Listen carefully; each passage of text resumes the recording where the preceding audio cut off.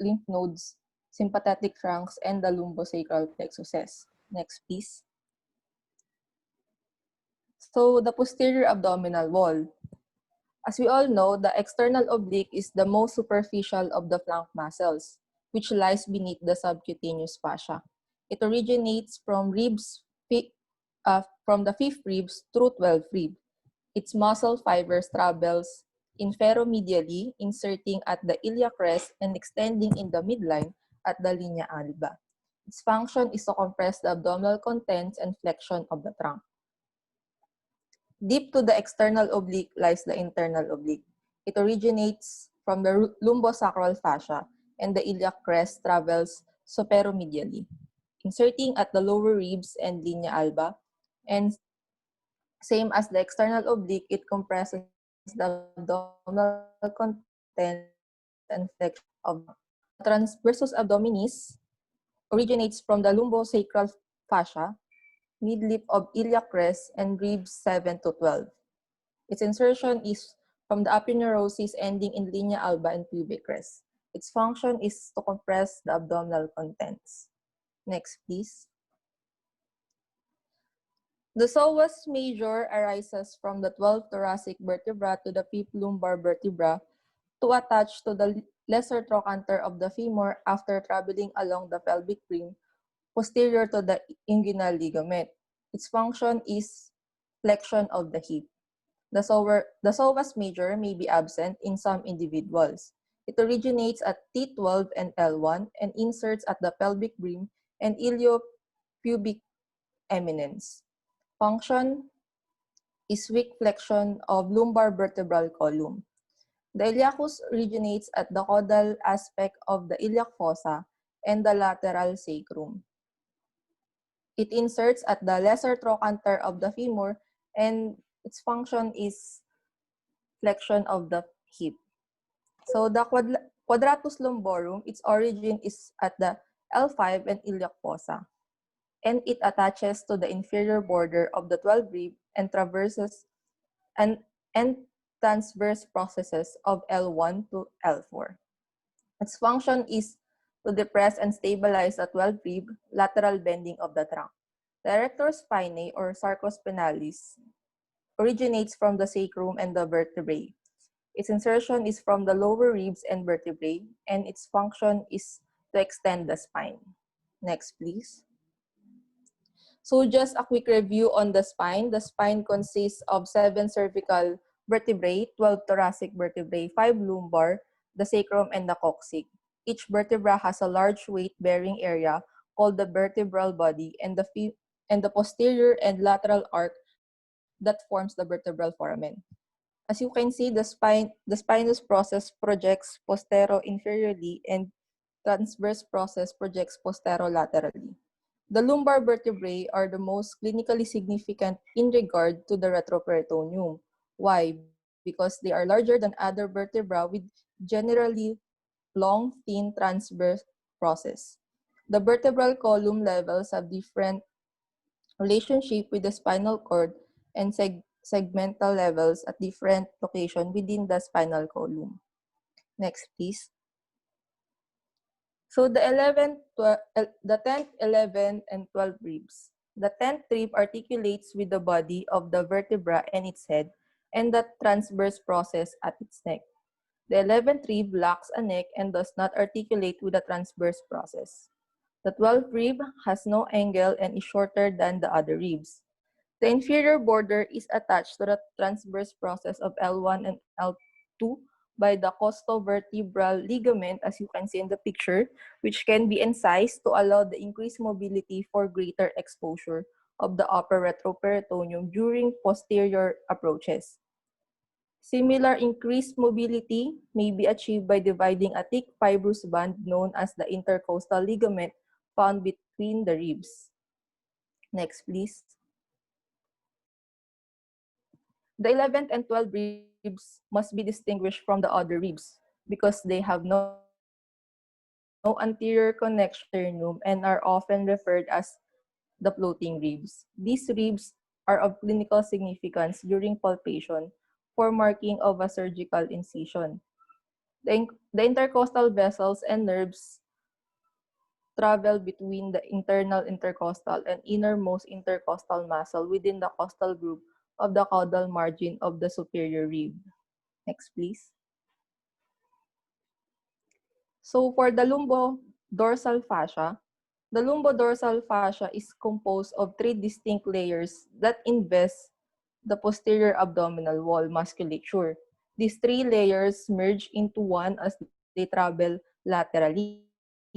A common access point to the retroperitoneum is near the tip of the 12th rib, where all layers have merged into one. So the three The three layers are the posterior, middle, and anterior lamella. So the posterior lamella originates medially from the spinous process of the lumbar vertebrae and covers the erector spinae muscle. The middle lamella separates the muscle from quadratus lumborum. The anterior lamella covers the ventral surface of quadratus lumborum. Extending medially, the anterior lamella attaches to the vertebral transverse process and is continuous with the fascia that invests the psoas muscle. Next, please. So the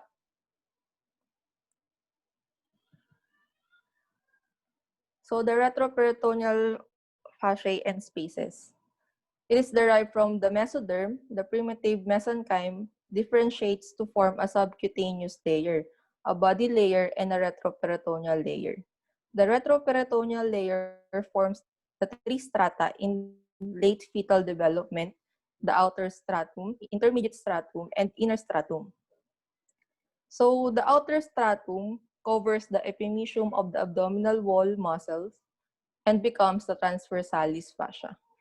The intermediate stratum is immediate within the intermediate stratum is associated with the genitourinary organs. The inner stratum is associated with the gastrointestinal organs. Next, please. So, as I said earlier, the outer stratum forms the transversalis fascia. It lies deep to the transversus abdominis muscle and superficial to the preperitoneal fat and peritoneum. Posterior to the kidney, the transversalis fascia remains anterior to the fascia surrounding the quadratus lumborum and psoas muscle. It may fuse medially with the posterior lamina of Gerota's fascia, which of clinical significance during retroperitoneal dissection because this fascia must be incised to allow the access to the renal ileum. Next, please. So this fusion creates the medial boundary of the posterior pararenal space. The anterior boundary is formed by the posterior lamina of Gerota's fascia, and the posterior and lateral boundaries are formed by the transversalis fascia. Next, please. So the Gerota's fascia or the renal fascia. Anterior lamina, or also known as the fascia of Tolt or perirenal fascia, and the posterior lamina, also called as the fascia of Zuckerkandel or retrorenal fascia, is derived from the intermediate stratum. It helps to form the boundaries of the retroperitoneal spaces, the posterior pararenal space, perirenal space, and anterior pararenal space. The two laminae together form the renal fascia, eponymously named Gerota's fascia, named after the Romanian anatomist Dimitri de Gerota. So the perirenal space contains the adrenal, kidney, ureter, perirenal fat, renal vascular pedicel, and gonadal vessel. The perirenal fat is finer and lighter yellow than the coarser yellow-orange pararenal fat. This color distinction can be helpful during colon mobilization or retroperitoneal surgery. Perirenal space has a cone-like shape that is open and its inferior extent in the extraperitoneal pelvis. So the clinical significance in the pathology of urologic disease because They function to contain perinephric fluid collection, which include urine, traumatic or iatrogenic urinary extravasation, obstructive uropathy with calceal rupture. In the blood, may be traumatic or iatrogenic perinephric hematoma or ruptured aneurysm. It can be purulence or perinephric abscess or infected urinoma. So for the anterior pararenal space and inner stratum, the anterior pararenal space is formed by the anterior lamina of the renal fascia posteriorly and the posterior layer of parietal peritoneum anteriorly. Clinically, this space is significant because it can be developed to gain access to the kidney anteriorly. When followed medially from the white line of Tolt, this classic landmark is created during embryogenesis when the inner stratum forms a multifascial with a primary dorsal peritoneum during the rotation and posterior attachment of the gastrointestinal. During this event, the white line of Tolt is formed at the lateral border of the fusion of the colonic mesentery with the posterior peritoneum. Next, please. It contains the secondarily retroperitoneal organs such as the ascending and descending colon, the pancreas, and second and third portions of the duodenum. It becomes retroperitoneal secondarily as they attach to the posterior abdominal wall when the inner stratum fuses with the primary dorsal peritoneum. So, good morning everyone. My name is PGI Kabungkal and I'm going to discuss about the gastrointestinal viscera and mesentery, the vasculature, the lymphatics as well as the nervous system of the retroperitoneum. So, here is the image of the retroperitoneum.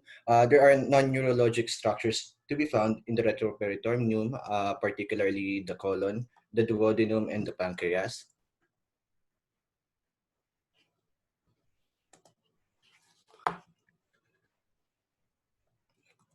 So the pancreas has both an endocrine and exocrine function. It consists of four parts, and in terms of its relationship, the head is located anteriorly to the inferior vena cava, surrounded by the second portion of the duodenum. The neck connects the head to the body.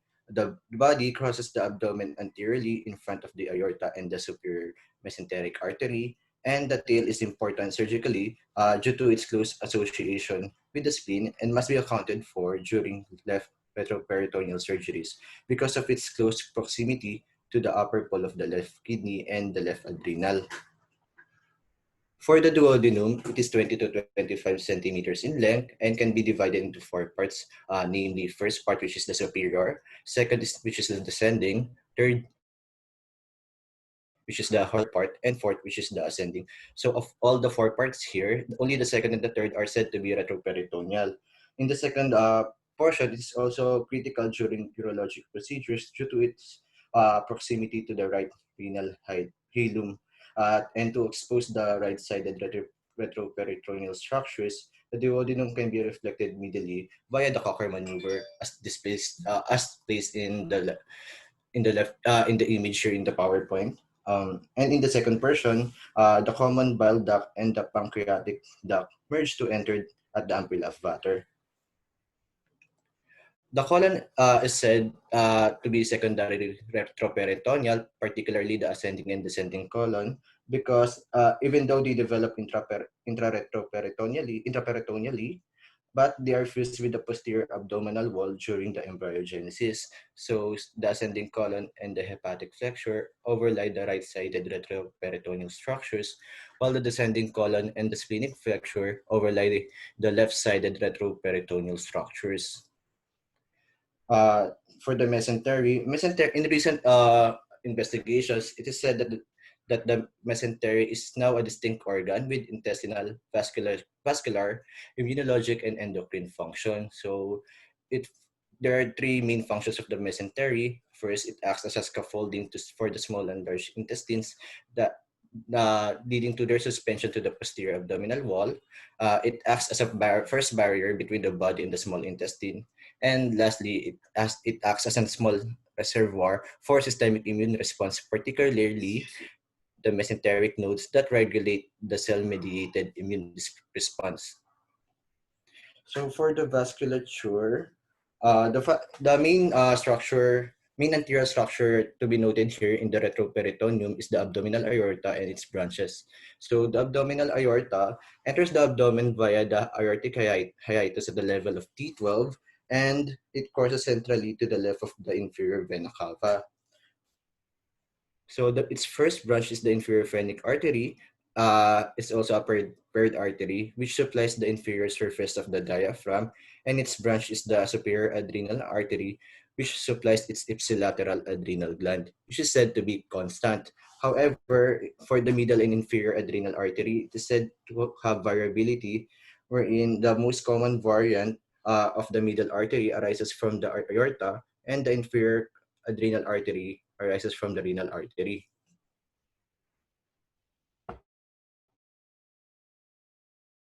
Terms are called celiac trunk or truncus celiacus. It is a short, unpaired, and located anteriorly at the midline at the level of T12. It supplies the abdominal esophagus, the stomach, duodenum, liver, and pancreas, and its branches are the left gastric, splenic, and common hepatic arteries.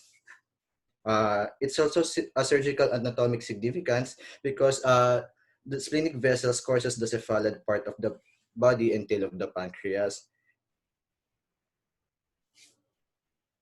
Next is the middle adrenal arteries, which is a while ago said to be a paired artery as well and supplies the ipsilateral adrenal gland. Next is the superior mesenteric artery, which arises anteriorly at the middle near the levels of the middle adrenal arteries of the first and second lumbar. It also supplies the pancreas, the small intestine, and the majority of the large intestine. And its branches are the inferior pancreatico-duodenal, ileocolic, right colic, and middle colic. So the middle colic artery anastomoses with the left colic of the inferior mesenteric artery via marginal artery of Drummond. So this anastomosis creates a superior mesenteric artery, inferior mesenteric artery collateral circulation, thus allowing the inferior mesenteric artery to be sacrificed without any causing any colonic ischemia. However, if the superior mesenteric artery is injured during, for example, left-sided peritoneal surgeries, it can cause severe bowel ischemia.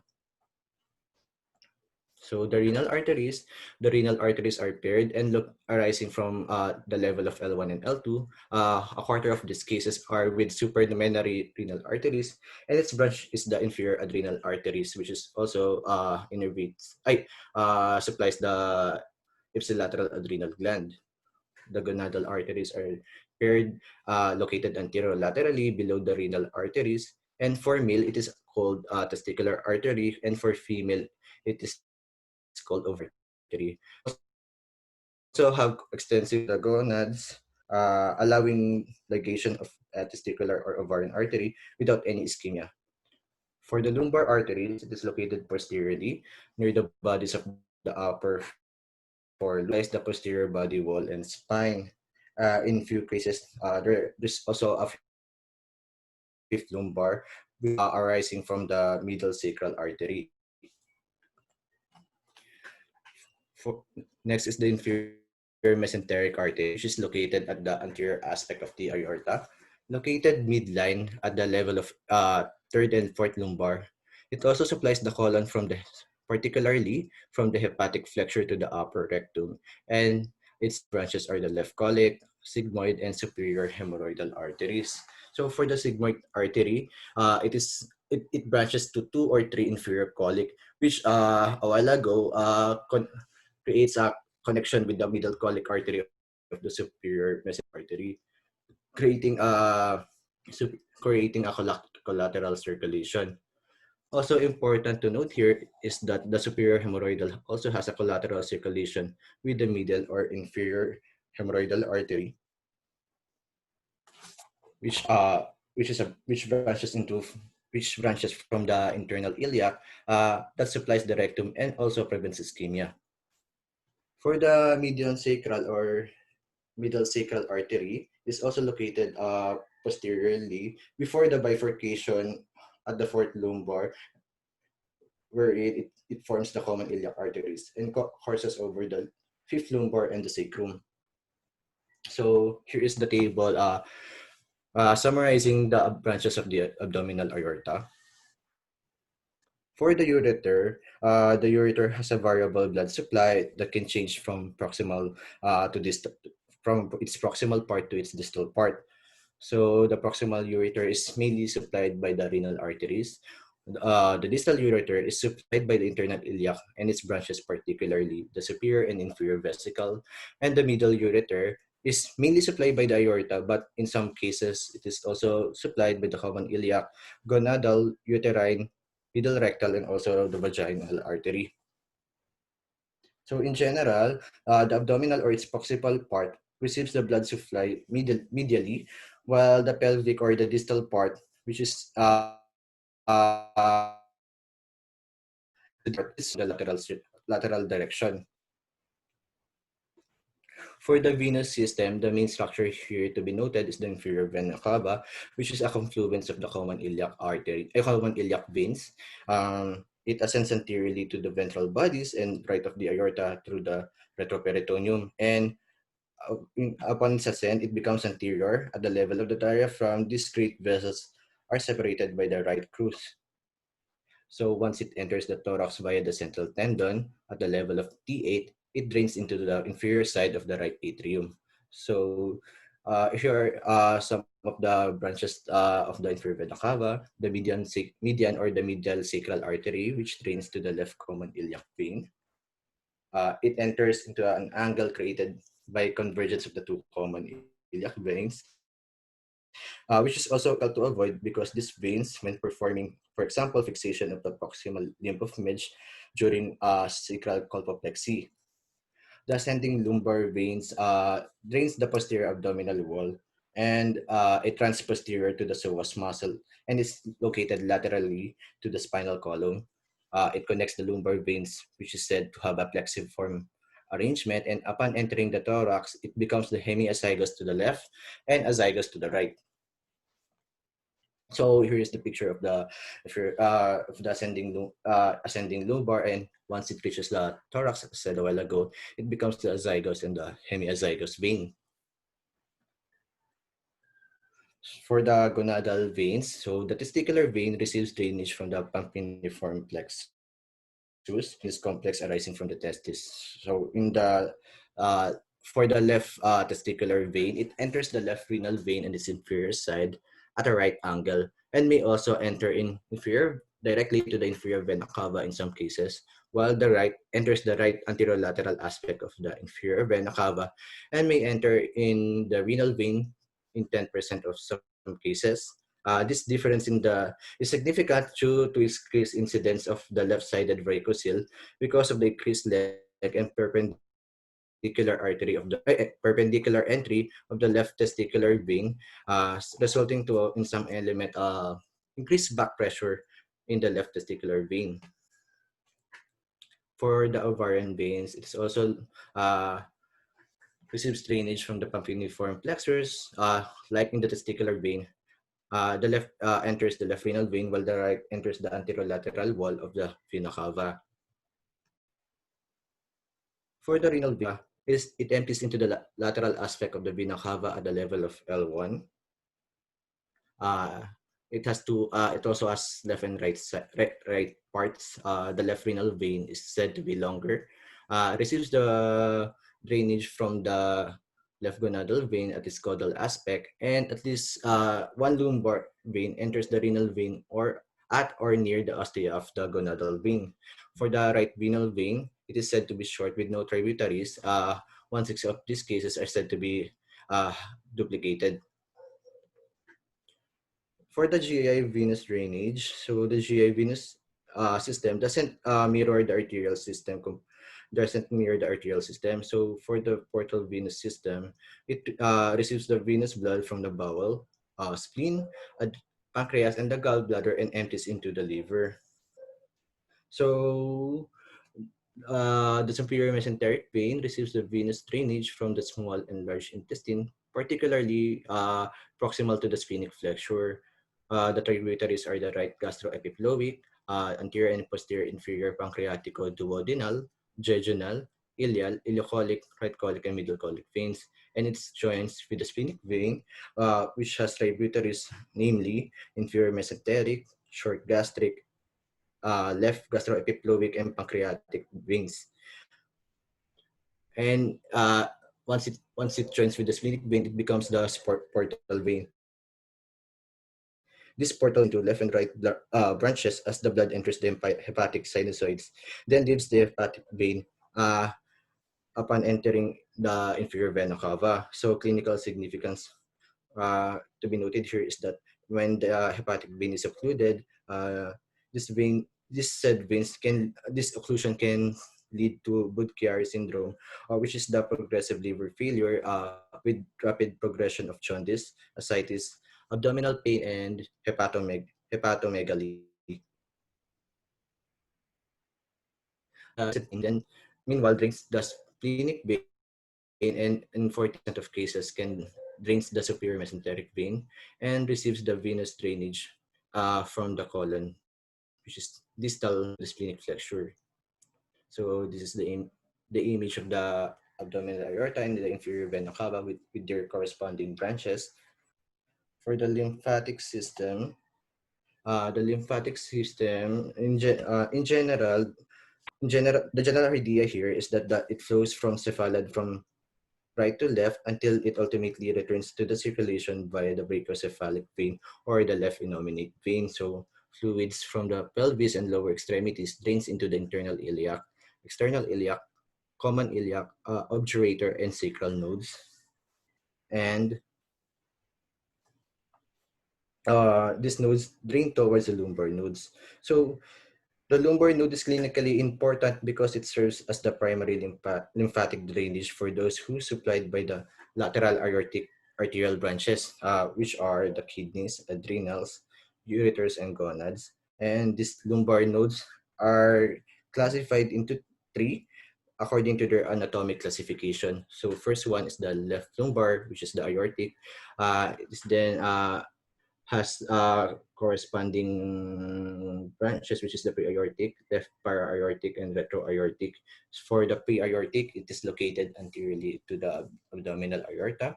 The left para-aortic or peri-aortic are the nodes lateral to the midline of the aorta and medial to the left ureter, while the retro-aortic is located between the aorta and vertebra.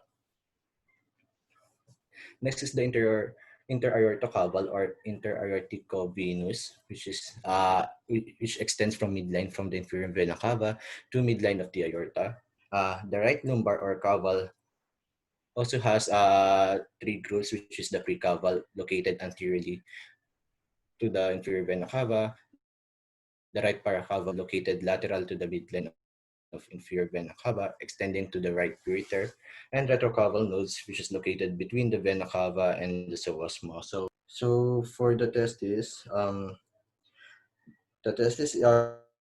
significant embryologically retroperitoneal and has retroperitoneal blood supply and primary lymphatic drainage.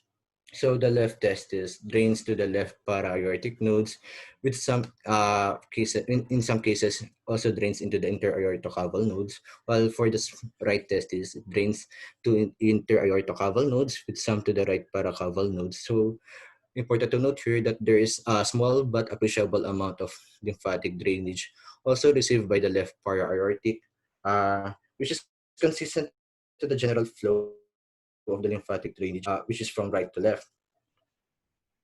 So this is the image showing the retroperitoneal lymphatics. Next is the nervous system. So the nervous structures of the retroperitoneum can be divided into autonomic and somatic nervous system. So the autonomic nervous system supplies the efferent and afferent innervation to the abdominal viscera, blood vessels, and smooth muscle. And it is divided into two, which is the parasympathetic and sympathetic. So the parasympathetic nervous system has craniosacral outflow because its preganglionic fibers originate from the cranial nerves 3, 7, 9, and 10, and as well as the ventral rami of the second to fourth sacral nerves.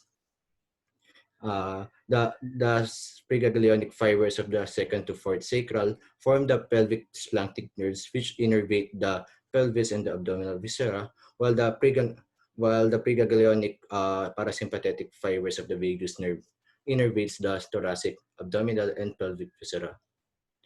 The sympathetic nervous system is located at the levels of first thoracic and second lumbar. These fibers exit the spinal cord from T1 to L2 via the ventral root, and it courses the spinal nerve and anterior rami of their sympathetic trunk. So those paired sympathetic trunks are in close proximity to their lumbar arteries and veins. So first to be discussed here is the celiac plexus, which is the first and largest plexus and contains the paired ganglia located at the celiac, lateral to the celiac artery. So majority of its autonomic innervation the renal pelvis and ureter, with some of the innervation also found in the testis, and it's continuous to the right autonomic plexus. Uh, for the superior and inferior hypogastric plexuses, uh, these fibers, these plexuses are the reason for the majority of the sympathetic innervation to the pelvic viscera and is said to be contiguous. And important to note here is that extensive retroperitoneal dissection can cause destruction of these plexuses, resulting to loss of seminal vesicle emission and failure of bladder, or in some cases failure of bladder neck closure, resulting to retrograde ejaculation. For the somatic nervous system, it supplies the efferent and afferent innervation to the skeletal muscle, skin, and retroperitoneum. And the important nerve to be discussed here is the lumbosacral plexus, which is the nerves arising from lumbar and sacral nerves, particularly on its anterior rami, along with the 12 thoracic. So nerves arising from these plexuses are close with the psoas muscle, with the superior nerve piercing the muscle itself, while the inferior nerve lateral to the muscle body medially. They provide the cutaneous sensory innervation to the lower extremities, and its branches will be discussed in detail. So this is the diagrammatic representation of the lumbosacral plexus along with its branches. So the first branch to be discussed is the subcostal nerve, which is located at the anterior rami of the T12. The iliohypogastric and ilioinguinal is located at the anterior rami of the L1. So these three nerves provide the innervation to the muscles of the abdominal wall and sensory innervation to the posterolateral gluteal skin, upper medial thigh, and the genitalia. For the genitofemoral nerve, it arises from the anterior rami of L1 and L2. Um, this nerve divides into its genital and femoral branches at the level of the inguinal ligament.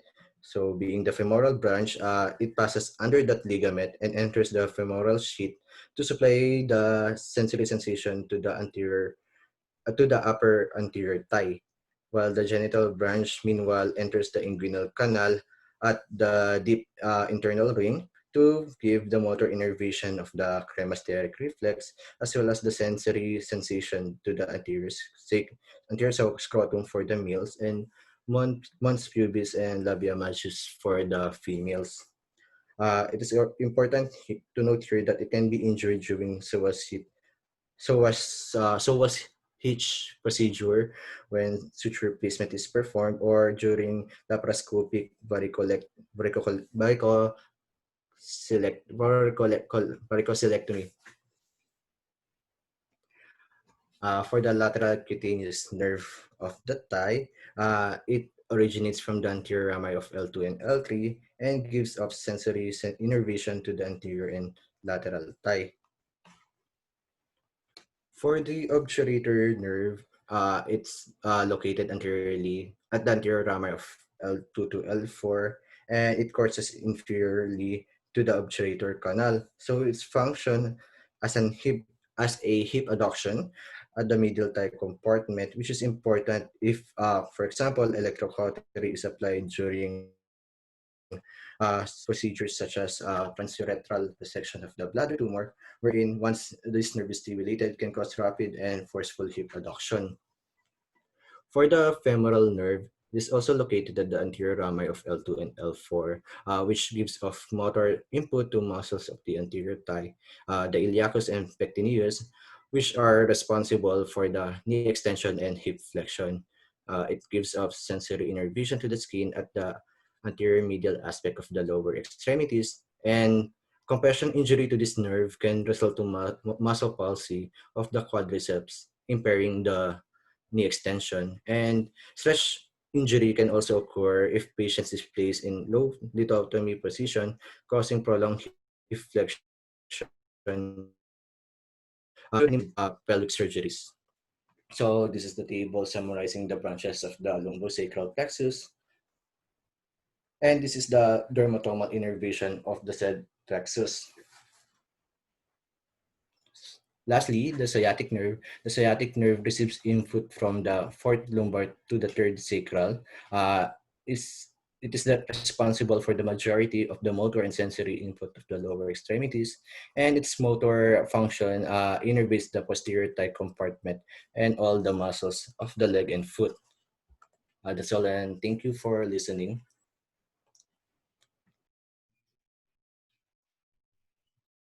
Thank you, guys.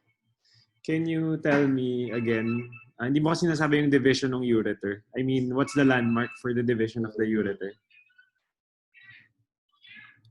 Radiographically or anatomically? You said kanina, proximal, middle, and distal. Can you tell us the landmarks? Okay, ba't po kayo tumawag? Saan po kayo tumawag? Or anybody? Josh?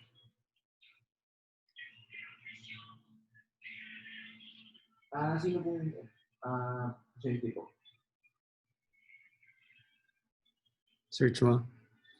O, naka-mute ka? Sige po, Doc. Sa tibaw po ba yan? Or anybody? Because you mentioned there's proximal, middle, and distal. So, sige. So, hihingi kayo or kukonfirm nyo lang yung ginawang medicine? Sige. Wait lang kasi baka yung TRBT. Sige. Tingnan ko lang.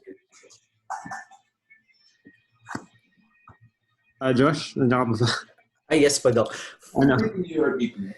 Yan. Yan. Okay. Opo. Yes po. Ano Just tell me the division. Kasi you need to know kung ano yung, kunwari, X-ray. So, ano yung proximal, middle, and distal. These are the things that we will ask you if you're actually rotating with us.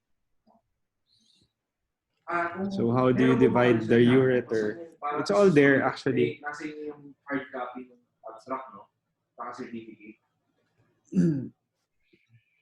Pero wala. Anybody can help na nabilis yung net. Pero may kopya kayo nung kumbaga picture yung ano. Okay lang po sir, para at least mas madali po namin mag-confirm na para at least mag-tawag po tayo. Kayo ba nag-reply na kayo kay Dr. Gama? Oo, nag-reply.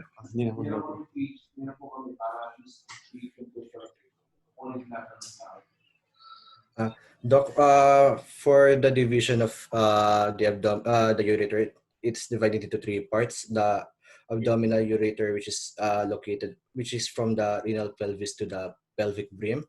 The pelvic ureter from the pelvic brim to the bladder, and the intravesical or intramural ureter, which is located within the bladder wall.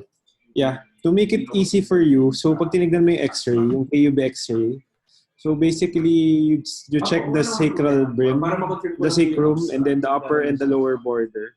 That's your middle ureter. Because most of the time, pag nagpa-X-ray kayo, may contrast yan. So malalaman nyo na agad kung anong part ng ureter. Why is this important? Because it would change your management. Yes po. So iba-iba yung management sa location. So proximal, mas more on shockwave. Pag distal, more on ureteroscopy and lithotripsy. So the higher it is, the more chance of the stone kung naintindihan yung retropulsion, so kung may stone sa taas, mas madali siyang mag-retropulse back to the kidney. So doon magdedepende. So I'm asking this for in correlation with ureteral stones. Kasi magkakaiba yung management. Kunwari may nagpunta sa inyo sa ER or kunwari nagmo-moonlight kayo. The stones, kung saan siya located, iba-iba yung management. Or kung pare-parehas man, merong best for each location.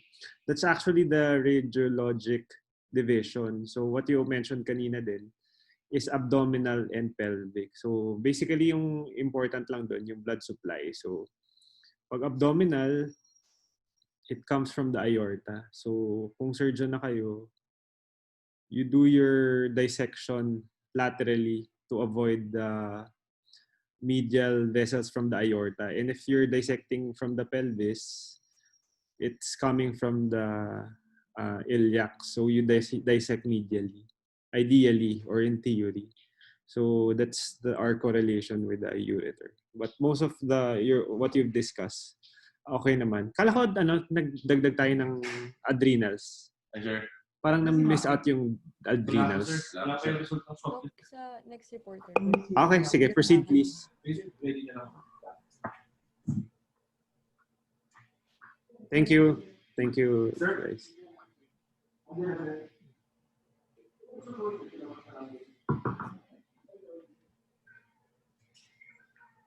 Ito pala ureter. So may overlap na. So, okay na po, Doc. Yeah, please. Good afternoon, doctors. I am PGI Cabales, and I will be discussing the surgical, radiologic, and endoscopic anatomy of the kidney and ureter, as well as the surgical and radiographic anatomy of the adrenal glands. So I will be starting off with the kidneys. So first is the surface anatomy and relationships of the kidney. So the kidneys are paired ovoid reddish-brown retroperitoneal organ situated in the posterior part of the abdomen. So since the kidneys lie on the psoas muscles, their longitudinal axes are oblique, with the upper poles more medial and posterior than the inferior poles. So its medial aspect is also rotated anteriorly at an angle of approximately 30 degrees. So this picture on your right shows the normal rotational axis of the kidneys. Image A is the transverse view showing the approximate 30-degree anterior rotation of the kidney. Image B is the coronal section demonstrating the slide inward tilt of the upper poles of the kidneys. And image C is the sagittal view showing the anterior displacement of the lower pole of the kidney. The exact position of the kidney within the retroperitoneum varies during different phases of respiration, body position, and presence of anatomic anomalies. For example, the kidneys move inferiorly approximately 3 centimeters during inspiration and during changing body position from supine to the erect position. So as demonstrated in image A, the right kidney resides in the space between the top of the first lumbar and the bottom of the third lumbar vertebra, whereas the left kidney occupies the space between the 12th thoracic and the third lumbar vertebra. So this is because of the inferior displacement of the right kidney by the liver. So each kidney measures 10 to 12 centimeters in length, 5 to 7.5 centimeters in width, and 2.5 to 3 centimeters in thickness. They weigh approximately 125 to 170 grams in males and 10 to 15 grams smaller in females. So now we move on to the posterior relationships of the kidney. Superiorly, the kidneys are related to the inferior edge of the diaphragm and the ribs. So the right kidney is related to the 12th rib, and the left kidney is related to the 11th and 12th ribs. So thus, when the lower ribs are fractured during trauma, renal lacerations could occur. And since the kidneys come close to the diaphragm and underlying cavity containing the lungs, any violations of the diaphragm, for example, during exertion of large renal masses, could lead to pleural tears and pneumothorax. So in the second picture, you can see here that more inferiorly, the kidneys are related to the psoas major muscle medially, the quadratus lumborum, and aponeurosis of the transversus abdominis muscles laterally. The subcostal nerve and vessels and the iliohypogastric and ilioinguinal nerves descends obliquely across the posterior surfaces of the kidneys as well. So this is the anterior relationships of the kidney. So the right kidney is related superiorly to the liver and superomedially to the adrenal gland, inferiorly to the small intestine and hepatic flexure of the colon, and medially to the second stage of the duodenum and head of the pancreas. The parietal peritoneum bridging the upper pole of the right kidney to the liver forms the hepatorenal ligament. So therefore, excessive downward traction of the right kidney may cause capsular tear of the liver and may lead to excessive intraoperative bleeding. So meanwhile, the left kidney is related to the stomach and spleen superiorly, adrenal gland superomedially, jejunum and splenic flexure of the colon inferiorly, and tail of the pancreas with splenic vessels medially. The right of the left kidney to the spleen forms the splenorenal ligament. So if excessive downward pressure is applied to the left kidney, splenic capsular tears may occur, leading to hemorrhage from the spleen. The kidneys are also surrounded by a smooth, tough, fibrous capsule. So each kidney and its vessels are surrounded by a perinephric fat that extends the renal hilum. The kidneys, adrenal glands, including this perirenal fat surrounding them, are enclosed by a condensed membranous layer of renal, or what we call the Gerota fascia, which continues medially to fuse with the contralateral side. It is closed superiorly and laterally and serve as an anatomic barrier to the spread of malignancy and a means of containing perinephric fluid collections. Because it is open inferiorly, perinephric fluid collections can track inferiorly into the pelvis without violating this fascia.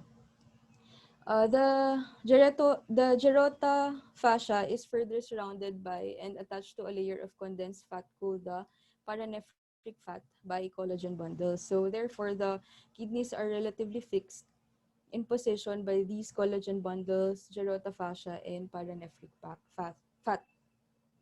So we move on to the gross and microscopic anatomy of the kidneys. So two distinct regions can be identified on the cut surface of a bisected liver. The cortex, which is a pale outer region, and the medulla, which is the darker inner region, as demonstrated in this picture. The renal medulla is divided into 8 to 18 striated, distinct, conically shaped areas called the renal pyramids. The apex of the pyramids forms the renal papilla, which is cupped by an individual minor calyx. So combined minor calyces forms the major calyx, which also combine to form the renal pelvis. So the renal cortex is, on the other hand, is approximately 1 centimeters in thickness and covers the base of each renal pyramid peripherally and extends downward between the individual pyramids to form the columns of Bertin. Interlobar arteries traverse these columns of Bertin from the renal sinus to the peripheral cortex. The cortex and the medulla containing the renal pyramids could be differentiated on renal imaging studies, and the renal papilla could be inspected endoscopically. So this is the cross-sectional imaging of the normal kidney in T1 weighted enhanced eggshell, image A of the first picture, and T2 weighted enhanced coronal MRI, image B in the first picture, and in transverse and sagittal ultrasound imaging, image C and D respectively. So this picture right here naman po is the example of endoscopic inspection of the renal papilla. So it is also important to note the functional unit of the kidney, which is the nephron. So the nephron is consist of a glomerulus and the thin fibrous Bowman capsule. So the glomerulus filters the blood at a rate of 125 milliliters per minute. So the filtrate passes into the Bowman space and then into the proximal convoluted tubule through the thin and thick of Henle to the macula densa and into the distal convoluted tubules. It then enters the collecting tubules and the ducts of Bellini. After absorption of approximately 90% of this filtrate, the remaining part constitutes the urine, which drips from the collecting ducts into the calyces, then to the renal pelvis, ureter, and bladder. So the proximal and distal convoluted tubules and loop of Henle are lined by a single layer of cubical epithelial cells, and the cells lining the collecting ducts are cubical and columnar, and they are more resistant to damage than those of the renal tubules. Well, the calyces, pelvis, ureters, bladder, and urethra are lined by a transitional epithelium, or what we call the urothelium, which may change and give rise to a transitional cell or urothelial carcinoma. Next, we move on to the radiologic anatomy of the renal parenchyma. So in a well-prepared KUB radiograph in this first picture, the renal shape, margins, dimensions, and locations can be identified. Both kidney shadows are clearly visible and can be assessed with regard to their position and morphology. The psoas muscle line could also be appreciated, and radiographic opacities, calcilucencies could be identified. In a grayscale ultrasonography, this three pictures right here, the normal kidneys in adults have smooth margins and are isoechoic to the liver. However, the renal cortices and pyramids are usually hypoechoic to the liver, spleen, and renal sinus. It is important to note that cortical echogenicity correlates strongly with the severity of pathologic changes in the renal parenchyma. So compared to the renal parenchyma, the renal sinus appears hyperechoic because of the presence of the hilar adipose tissue blood vessels and lymphatics as demonstrated in this picture. The normal renal parenchyma can also be appreciated on computed tomography. CT with contrast injection has four phases. The arterial phase, which is reached after 20 to 30 seconds of contrast injection. The corticomedullary phase, the image A in the first picture right here, appears after 30 seconds, wherein the contrast accumulates in the renal cortex. The nephrographic phase, seen in this image B in the first picture, which can be achieved after 80 to 120 seconds, wherein equal enhancement of the renal cortex and medulla is seen. So this is also considered to be the optimal phase for detection of renal neoplasms. And lastly, the excretory phase, which happens more than 3 minutes after the contrast injection and shows the opacified collecting system, ureter, and bladder. Next is the magnetic resonance imaging, the second picture. Um, MRI with T1 and T2 relaxation sequences provides information regarding lipid and fat content and enhancement characteristics of tissues. T1 weighted sequences, image A of the second picture, show the renal cortex much brighter than the renal medulla, whereas on T2 weighted sequences, image B of the second picture, the cortex is slightly less intense than the medulla. The renal pelvis containing fat appears hyperintense on both T1 and T2 weighted sequences. Now we move on to the renal vasculature. The renal pedicle classically consists of a single artery and a single vein that entered the kidney via the renal hilum. The renal arteries arise from the aorta at the level between L1 and L2 vertebra. The renal artery usually divides to form the anterior and posterior divisions. The anterior division supplies roughly the anterior two-thirds of the kidney, and the posterior division supplies the posterior one-third of the kidney. Typically, the anterior division divides into four anterior segmental branches: the apical, upper, middle, and lower, and the posterior segmental artery of the posterior division represents the first and most constant branch. So at the renal sinus, each segmental artery branches into lobar arteries, which further subdivide in the renal parenchyma to form interlobar arteries.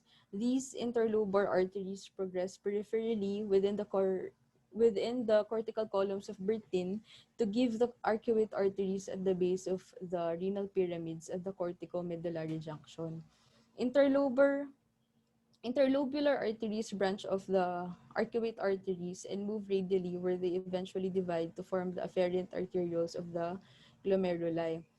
Blood returns from the glomerulus via the efferent arteriole and continues as either secondary capillary networks around the urinary tubules in the cortex or descends into the renal medulla as vasa recta.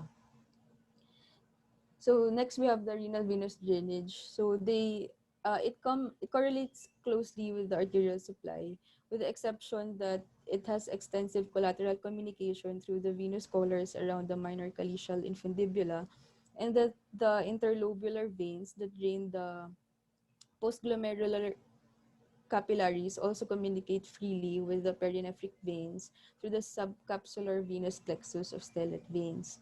The interlobular veins progress through the arcuate, interlobar, lobar, and segmental veins, paralleling the corresponding arteries. 3 to 5 segmental renal veins eventually unite to form the renal vein. So the right and left renal veins lie anterior to the right and left renal arteries and drain into the inferior vena cava. So this image demonstrates the flow of the renal vasculature. So again, the renal arteries divide into 5 segmental end arteries. So these segmental arteries branch into the lobar arteries and subdivide into interlobar arteries, which progress peripherally within the columns of Bertin to give the arcuate arteries. These arcuate arteries branch off into interlobular arteries, which eventually divide to form the afferent arterioles of the glomeruli. Blood returns from the glomerulus by the afferent arteriole and continues as either secondary capillary networks in the cortex or descends into the renal medulla as the vasa recta. Blood then drains into the interlobular veins and progress through the arcuate, interlobar, lobar, and segmental veins. So these 5 segmental veins eventually unite to form the renal vein, which then drain into the inferior vena cava. In terms of imaging studies, Doppler ultrasonography clearly identifies the renal arteries and their origin from the abdominal aorta.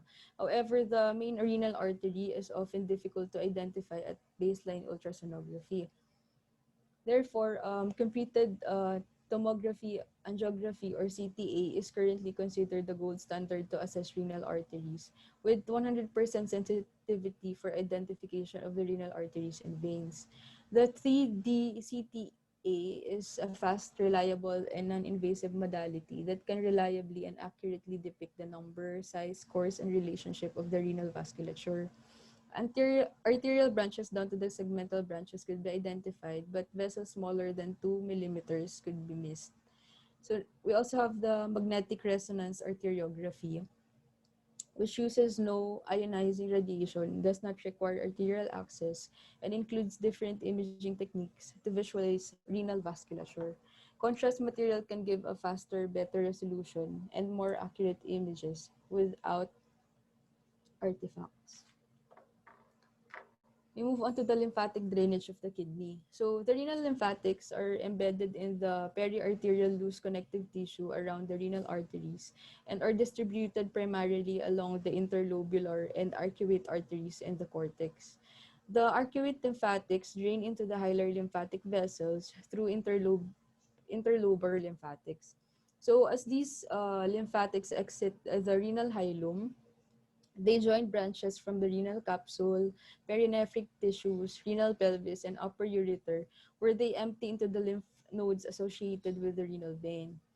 So afterward, they vary considerably between the two kidneys. So the left lymphatic drainage primarily goes into the left lateral para-aortic lymph nodes, with occasional drainage into the retrocrural nodes and directly into the thoracic duct, while the right renal lymphatic drainage primarily goes into the right aortocaval and right paracaval lymph nodes, with occasional additional drainage from the right kidney into the retrocrural nodes of the left lateral para-aortic lymph nodes. Next, we go to the innervation of the kidney. So the kidney can function well without neurologic control, as evidenced by the successful function of transplanted kidneys. Sympathetic preganglionic nerves originate from the thoracic through the first lumbar spinal segments, with contributions mainly from the celiac plexus and a lesser contribution from the greater splanchnic, intermesenteric, and superior hypogastric plexuses. Postganglionic sympathetic nerve fiber distribution generally follows the arterial vessels throughout the cortex and the medulla. They travel to the kidney via the autonomic plexus surrounding the renal artery. So for the parasympathetic fibers, they come from the vagus nerve, which travel with the sympathetic fibers to the autonomic plexus along the renal artery. The renal sympathetics cause vasoconstriction and the parasympathetics cause vasodilation. And for the next topic is the pelvic-calycial system or the collecting system. So for the anatomy, so the upper and lower poles of the kidney usually contains 2 to 3 calyces, and the interpolar region has 3 to 4 calyces. So these calyces vary considerably not only in numbers but also in size and shape because of the different numbers of papilla they receive. The upper pole is usually drained by a single midline calycial infundibulum. Is even blind calycial infundibulum or by paired calyces. The hilar region is drained by anterior or posterior rows of paired calyces. The pelvic calycial system may have the configuration of either a true pelvis or a divided double calycial pelvis. The true pelvis is the classic type in which the calyces drain directly through the elongated necks into the elongated pelvis. It is roughly pyramidal with the base facing the parenchyma and the apex funneling down into the ureter. It usually has a capacity of 3 to 10 ml of urine. For the radiologic anatomy of the collecting system, so after an iodinated contrast agent is injected for intravenous urography, contrast material within the renal tubules can be seen after 60 to 90 seconds. 15 minutes after contrast injection, the whole urinary tract can be obtained, and the bladder is uh, finally appears 20 to 30 minutes after contrast injection. Absence of contrast excretion 24 hours after intravenous contrast injection indicates a non-functioning kidney. So the pelvic-calycial anatomy is variable and no simple rule defines calycial organization. Currently, the CT urography has replaced the intravenous urography, and multi-detector CT provides the ability to obtain thin, collimated data of the entire urinary tract during a short single breath hold. We also have magnetic resonance urography, which has 2 consecutive phases, a static fluid phase and an excretory phase. The static fluid MRU is ideally indicated for evaluation of obstructed or dilated collecting system. And the excretory MRU, its practicability depends on the renal function. Congenital variants of the collecting system are common, representing 4% of the population. For the next topic, the ureters. So the ureters are bilateral muscular retroperitoneal ducts with narrow lumens that carry urine from the kidneys to the urinary bladder. Each ureter runs inferiorly as a narrow continuation of its renal pelvis at the ureteropelvic junction, passes over the pelvic brim, bifurcation of the common iliac artery. They then run along the lateral wall of the pelvis to enter the urinary bladder. In adults, the ureter is 22 to 30 centimeters in length with a diameter of 1.5 to 6 millimeters. In the retroperitoneum, the ureter is situated just lateral to the tips of the transverse process of the lumbar vertebra. The ureter is divided into proximal or upper, the middle, and the distal segments. However, the international anatomic terminology, the ureter consists of the abdominal, which is from the renal pelvis to the iliac vessels, the pelvic from the iliac vessels to the bladder in the intramural segments. So normally, three constrictions identified radiologically in each urine.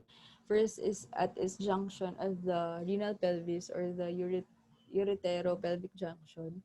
Next is where it crosses the iliac vessels and when during its passage through the wall of the urinary bladder or the intramural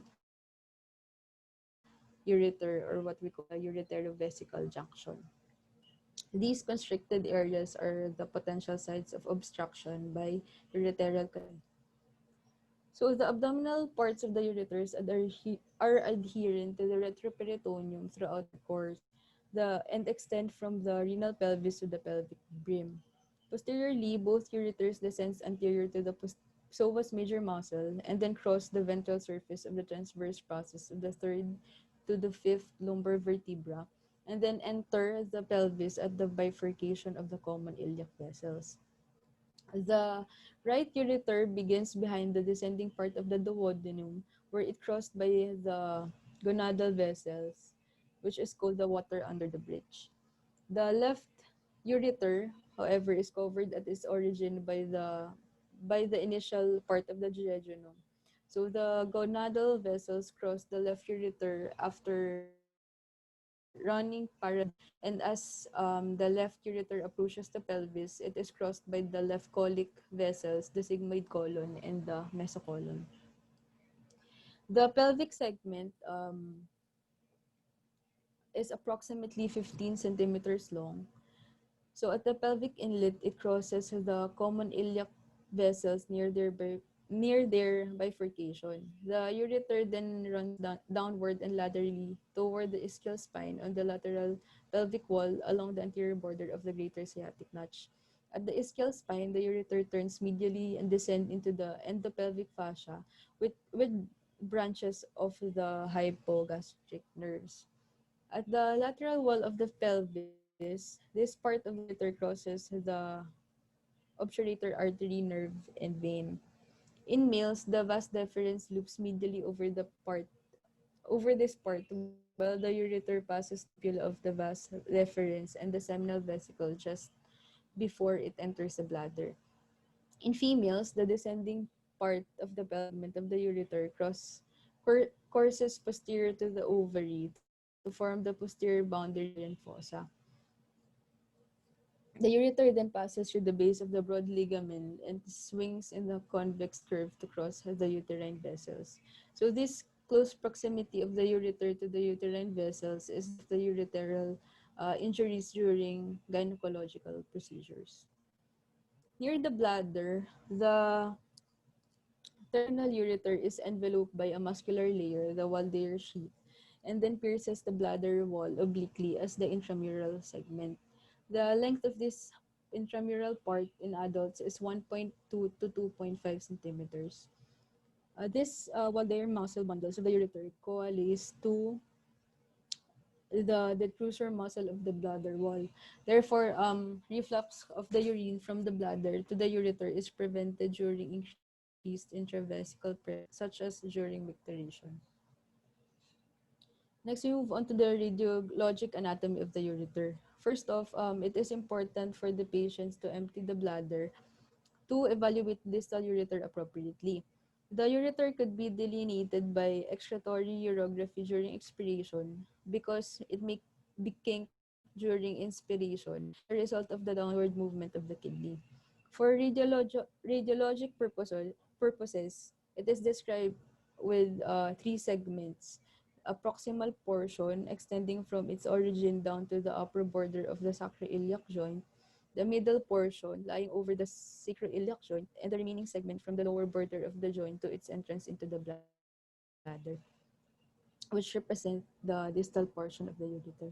So the entire length of the ureter is rarely seen in a single film of excretory urography because of its peristaltic activity. Similarly, crossing vessels may compress the ureter and simulate areas of stricture. Therefore, the diagnosis of ureteral stricture could be based on a single film of excretory urography with the presence of ureteral dilation proximal to its site of narrowing. Next, we move on to the arteries, vein, and lymphatic drainage of the ureter. The abdominal portion of the ureter is supplied mainly by the arteries branches medially from the main renal arteries. It may be uncommonly supplied by the branches arising from the abdominal aorta or the gonadal arteries. The mid-ureter is supplied by the branches arising posteriorly from the common iliac arteries. So the blood supply to the distal ureter comes laterally from the superior vesical artery, which is a branch of the internal iliac artery. So therefore, the blood supply of the ureter is medially in the proximal part, posteriorly in the mid ureter, and laterally in the distal portion of the ureter. For the venous drainage, veins draining the abdominal part of the ureters drain into the renal and gonadal veins. The mid and distal ureters drains into the common and internal iliac veins.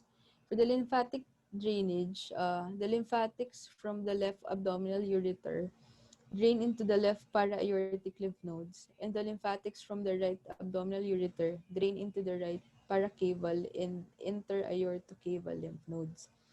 Lymphatic vessels from the middle part usually drain into the non-iliac lymph nodes, whereas the lymphatics from its intrapelvic part drain into the common external and internal iliac nodes. So next we have the nerve supply of the ureter. So the ureter receives rich autonomic nerve supply that originates from the celiac, aortorenal, and mesenteric ganglia, together with the superior and inferior hypogastric plexuses. The sympathetic supply to the ureter arises from the preganglionic fibers of the 11th and 12th thoracic and first lumbar segments, whereas the parasympathetic vagal fibers supply the upper part of the ureter by the celiac plexus, and the lower portion is supplied by the sacral segments of S2 and S4. Therefore, the afferent nerves from the upper portion of the ureter reach the spinal cord with the sympathetic fibers between T11 and L1, and those from the lower ureter travel by the pelvic plexus between S2 and S4.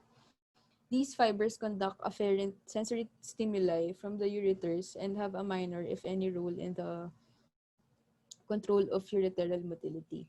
Distension of the renal capsule and the collectin system causes stimulation of renal pain fibers that carry signals to the sympathetic nerves, thus resulting in a visceral type referred pain in the flank, groin, or scrotal or labial regions. Next is the microscopic anatomy of the ureter. The ureter consists of three distinct layers. The innermost is the mucosa, the middle layer is the muscular layer, the middle muscular layer is the muscularis, and the outer layer is the adventitia.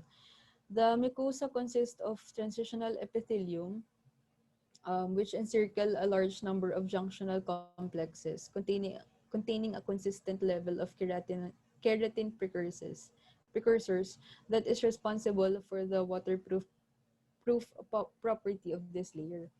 The mucosa also contains many longitudinal folds that give the embryo a characteristic stellar outline. The epithelium rests on a layer of connective tissue, the lamina propria, which contains the blood vessels and nerve fibers to the ureter. For the muscular wall of the ureter, it consists of two longitudinal layers separated by a middle circular layer. Mostly, these muscle fibers appear to be spirally arranged by light microscopy. However, in the distal ureter, the inner spirals are steep and the outer spirals are horizontal, thus appearing as inner longitudinal and outer circular layers in cross-section. These smooth muscle layers are contiguous with the smooth muscle covering the minor renal calyces, where the pacemaker is located to initiate the rhythmic peristalsis to deliver urine. And for the outermost layer, the adventitia, it consists of of a dense network of collagen and elastic fibers, including many blood vessels and unmyelinated nerve fibers. For the endoscopic anatomy of the ureter and the collecting system. So once the cytoscope is inside the bladder neck, the trigone can be seen as a raised smooth triangle. This trigone is the most vascular part of the bladder. Therefore, it appears cytoscopically to be more deeply colored than the rest of the bladder. The normal ureteric orifice may appear as a volcano or a horseshoe that is prominent and obvious on endoscopy. In a normal bladder, the ureteric orifices are usually surrounded by prominent mucosal vessels. They are classified according to their position or configuration. They are normally located at the medial aspect of the trigone. So the third picture shows the classification of ureteric orifice position. Obstruction usually occurs in the caudal zone, and the ureters position in the cranial zone are likely to result in reflux.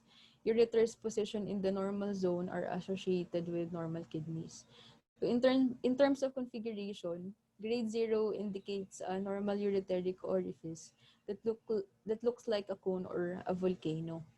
Grade 1, 2, and 3 describe stadium horseshoe or engulfed orifices, respectively. So the higher the grade of the orifice, the higher the tendency to be laterally located and to reflux. Being the narrowest ureteral segment, the intramural ureter may have to be dilated before uteroscopy. Since the kidneys lie on the diaphragm, they are affected by the respiratory movements. Therefore, during uteroscopy, the tidal volume could be decreased to minimize renal excursions during respiration. Moreover, the physiologic ureteral contraction and peristalsis can be observed endoscopically. So it is important to wait for the ureter to relax before pushing the ureteroscope to avoid mucosal trauma.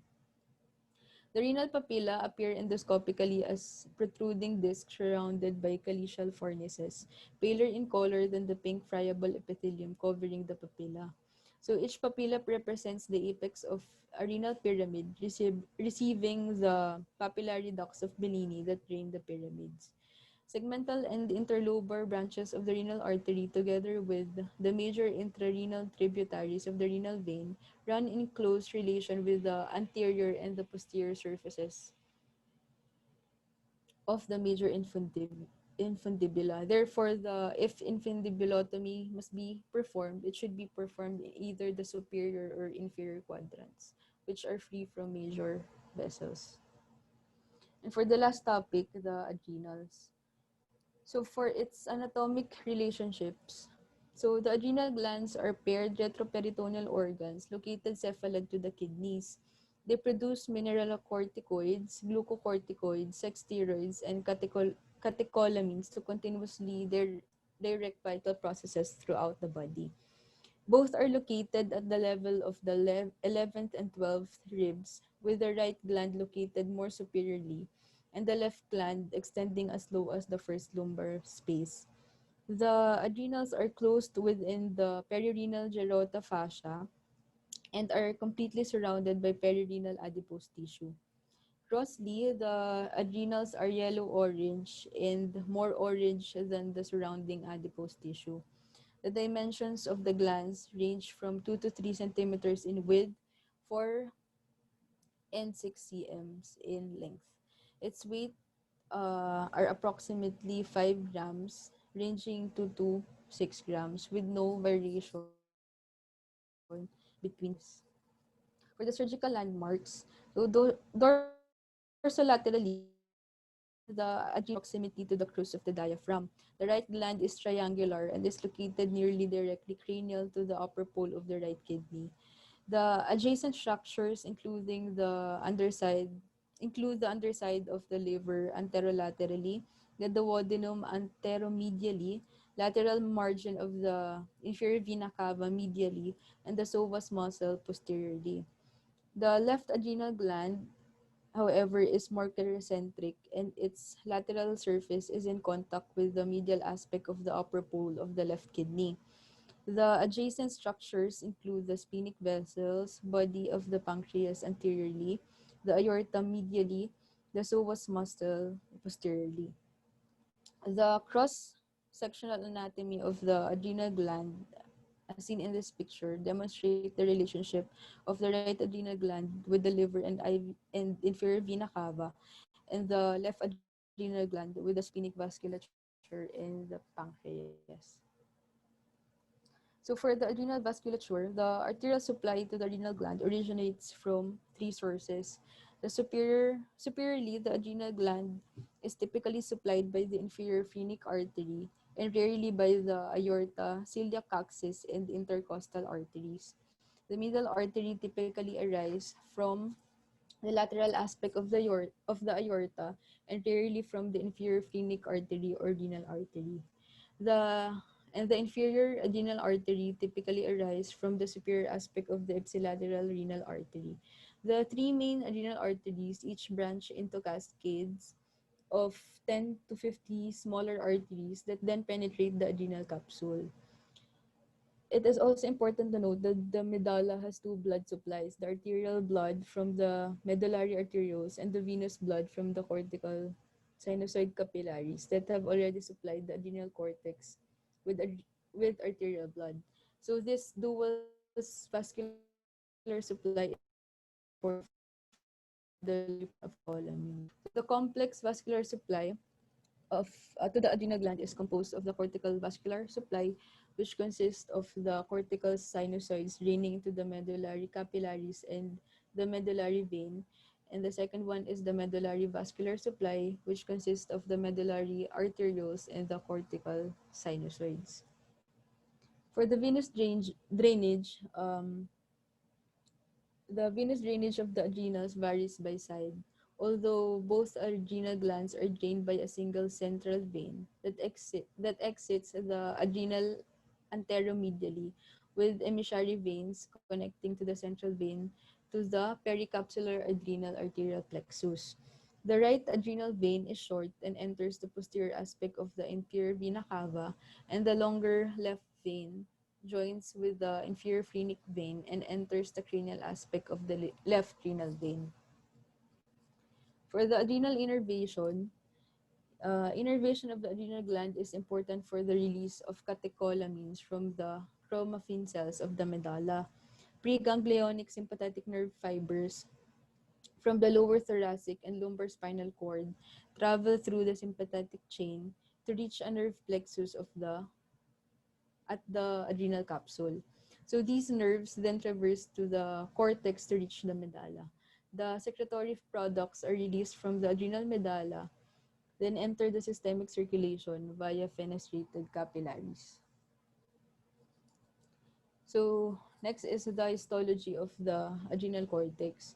So the adult adrenal gland consists of an outer cortex, which makes up approximately 90% of the adrenal mass, and an inner medulla, which provides 10% of the weight and volume of the total adrenal gland.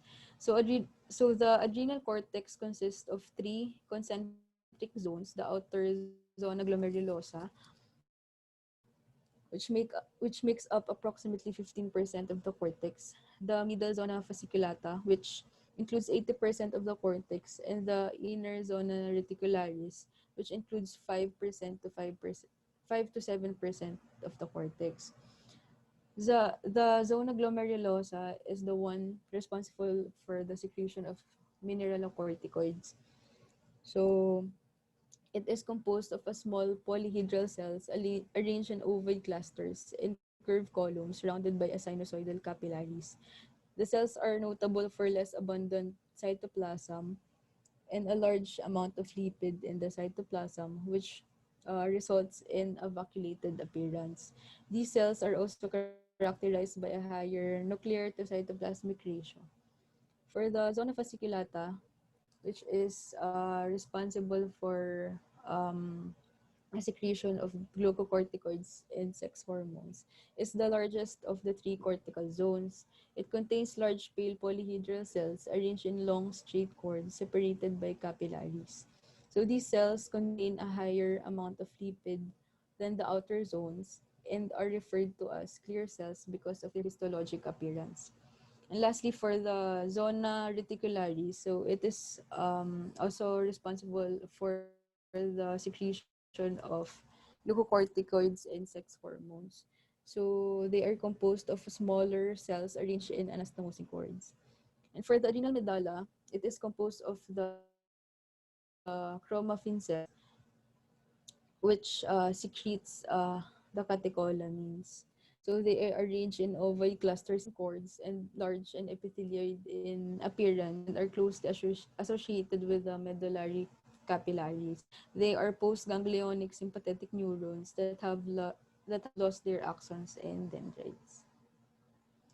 And lastly is the radiology of the adrenal glands. So we have computed tomography, magnetic resonance imaging, ultrasonography, and angiography. For computed tomography, this one is the most widely used imaging modality for the imaging of the adrenal glands. So the perinephric adipose tissue allows for the adrenal gland to be clearly visualized with outstanding resolution. Although it provides excellent morphologic information, it does not provide functional data. So on eggshell in CT of the adrenal glands, they have an appearance of an inverted V or Y. Next is the MRI. The contrast resolution of MRI via T1 weighted and T2 images is superior to that of the CT and enables differentiation of adrenal masses. So on T1 weighted images, the normal adrenal gland has a uniform intermediate signal intensity that is slightly less intense than that of the liver and renal cortical tissue. And on T2 weighted images, the normal adrenal gland is difficult to distinguish from the retroperitoneal adipose tissue because of the presence of the intracellular lipid with the gland. For the ultrasonography, um, it is typically performed to identify abnormalities. So when the normal adrenal glands are visualized with this modality, they appear as hypoechoic structures, as seen in image A. Image D pala. The retroperitoneal adipose tissue can make it difficult to differentiate normal adrenal tissue from the surrounding structures. As a result, ultrasonography is more commonly used for differentiating between solid and cystic masses of the adrenal gland. And lastly is the angiography. So, adrenal venous sampling is performed to provide functional information by obtaining blood samples for metabolism. Inferior vena cabography can be performed to evaluate the intraluminal component of an adrenal malignancy when CT, MRI, or ultrasonography are equivocal. However, this is rarely performed or required because CT and MRI nearly always provides the essential morphologic information required for surgical planning. That's all po. Thank you po.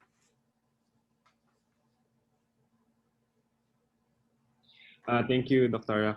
Jeremy. May tanong si Dr. Yadaw sa'yo. Ernest, nandiyan ka ba? Hirap ng tanong mo, Ernest. Yes, sir. Yes, sir. Yeah. Nice to know, pero importante din siya eh. Lalo na sa hernia sa likod. Lymphatic triangle. Sige, send ko na lang. Wait lang. Uy, Doktora, hindi mo tinulungan si John. Alam mo pala yung sagot kanina. Nahiya doon ako eh. Sorry po. Ano ka, nahilo? Nahiya po ako magsabi. Wala. Zoom naman yun. Hindi naman namin kayo nakikita. Walang yun. Pag gano'n, nasagot kayo kasi for the sake of discussion. Huwag naman puro ako. Mukha siyang overlap kasi yung topic retroperitoneum. You do know na yung mga kidney and ureter, retroperitoneum siya. So mukha siyang overlap. Ernest, sabihin mo na yung sagot. Ayun na. Click nyo na lang. Paano ba to? Yeah, okay na. Nakita ko na. So, the way you study, nakita mo yung sinend ko last time na Excel. So, gawa kayo ng sarili niyong ganun for reference para madali niyong matandaan. Vince. Yes, sir. Vince, delayed pa ba tayo? Okay na, no? Yes, sir. Okay na po. Nakahabol na. So, anong topics next week? Wala pa akong natatanggap sa PowerPoint next week, ha? I-send nyo na lang. Tapos, Yes, sir. may sinend pala sa akin si Dr. Tuaso na, na Google Drive nyo. Pa-upload na lang doon. Lahat. Pa-after nyo mag-report. Tapos, ano pa ba? Thank you. Tapos, shinare nyo pala yung ano ko. Thank you. Yung channel ko. Thank you sa nag-share sa Facebook. Thank you. Hi, sir. See you. Thank you. Attendance, ha? See you Wednesday. Ernest, may ano ka dyan? Pa-attendance lang. Teka lang, sir.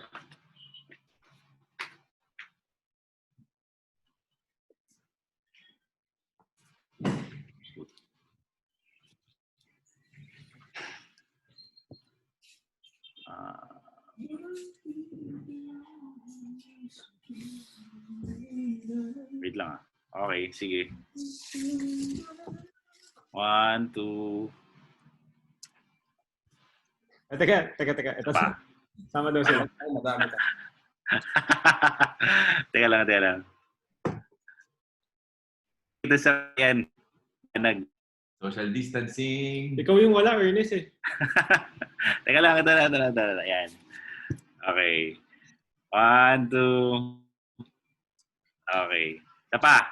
Bush bags. Thank you. 1, 2. Alis na. Okay. Bye. Bye-bye. Actually, sa room. Sources na lang. Paano natapos na?